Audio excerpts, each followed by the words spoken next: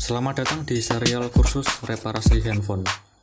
Dalam kursus singkat ini akan dibahas hal-hal dan prosedur bagaimana melakukan reparasi handphone. Jadi dalam serial ini akan membahas tentang alat dan bahan yang diperlukan, cara menggunakan alat, mengenal komponen pada handphone, prosedur melakukan reparasi, menganalisa kerusakan, dan materi-materi lainnya. Langsung saja dimulai untuk materi pertama, yaitu adalah peralatan. Untuk peralatan reparasi dibagi menjadi 3, yaitu adalah alat analisa, alat eksekusi, dan alat tambahan. Untuk alat analisa sendiri terdiri dari 2 alat, yaitu multitester dan PSU atau Power Supply Unit. Untuk multitester, kalian bisa menggunakan multitester merek Zotac ZT100. Harganya sekitar 100 ribuan. Multitester ini sudah termasuk bagus. Pengukurannya akurat dan fiturnya lumayan banyak. Untuk power supply, kalian bisa beli dengan spesifikasi voltage adjustment atau tegangan bisa dirubah, auto protection, jadi jika ada short, tegangan akan otomatis berhenti, jadi tidak merusak komponen pada handphone. Kemudian memiliki output 15 volt dan arus 3 ampere. Pada power supply biasanya terdapat kode 1503. Itu artinya power supply tersebut memiliki tegangan 15 volt dan arus 3 ampere. Arus semakin besar semakin bagus, tapi harganya juga akan semakin mahal. Kita lanjut untuk alat eksekusi.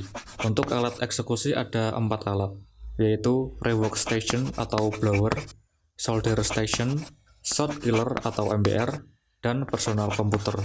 Untuk rework station dan solder, jika kalian punya budget lebih, kalian bisa beli yang satu set. Jadi blower dan solder jadi satu station. Tapi kalau modal kalian terbatas, seperti saya, kalian bisa beli blower yang portable dan solder biasa, tapi yang suhunya bisa diubah.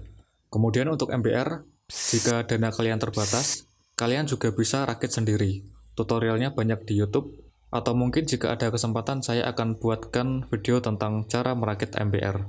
Kemudian yang terakhir untuk alat eksekusi adalah personal komputer. Tidak semua personal komputer bisa dilakukan untuk melakukan reparasi. Jadi minimal spesifikasinya adalah memiliki RAM 4 GB, prosesor yang punya kinerja clock minimal 1,8 GHz, dan memori penyimpanan minimal 500 GB. Kemudian alat terakhir adalah alat tambahan. Alat tambahan ini antara lain adalah pertama, obeng 1 set. Saya merekomendasikan untuk obeng 1 set, kalian bisa beli yang merek Sunshine. Kalau pengen yang lebih bagus, kalian bisa beli yang merek iFixit. Jadi untuk alat tambahan, saya sarankan untuk membeli yang bagus sekalian. Jadi beli satu untuk seumur hidup. Alat kedua adalah pinset. Jadi kalian harus punya 2 jenis pinset, yaitu yang lurus dan bengkok. Pinset yang bagus adalah pinset yang terbuat dari baja. Alat ketiga adalah PCB holder. Jadi alat ini fungsinya untuk menahan mesin atau PCB. Jadi proses eksekusinya jadi lebih mudah. Alat keempat adalah alas anti panas. Jadi supaya lebih kelihatan rapi saat melakukan reparasi, harus menggunakan alas anti panas. Selain itu, alas ini juga berfungsi untuk melindungi meja supaya nggak kebakar saat melakukan pemanasan menggunakan blower. Alat kelima adalah pisau bedah. Pisau ini dipakai untuk memotong jalur, jadi ada kondisi di mana kita harus memotong jalur pada mesin. Alat selanjutnya adalah plat BGA.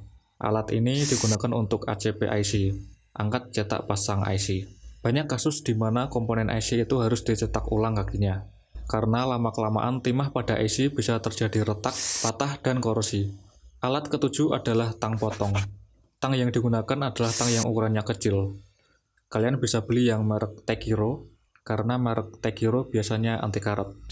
Alat ke-8 adalah pisau IC. Pisau IC ini beda dengan pisau bedah. Jadi kalau pisau IC ujungnya tipis dan lentur. Alat ini digunakan untuk mengangkat atau menyongkel IC. Alat ke-9 adalah kaca pembesar. Kalau kalian punya dana lebih, kalian juga bisa menggunakan mikroskop untuk membantu melihat jalur dan komponen pada mesin. Di toko online malah ada yang jual mikroskop USB, yang harganya murah sekitar 100 ribuan.